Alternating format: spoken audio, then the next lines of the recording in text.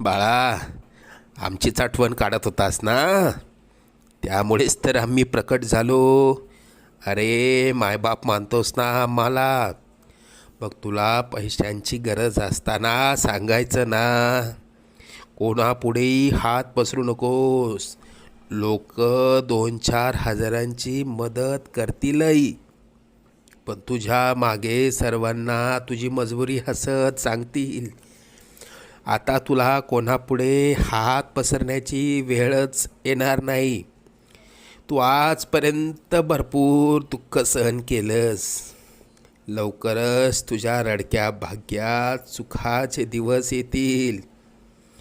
तुझ्या मनात असलेली इच्छा पूर्ण होऊन अक्कलकोटला पेढे घेऊन येणं होईल.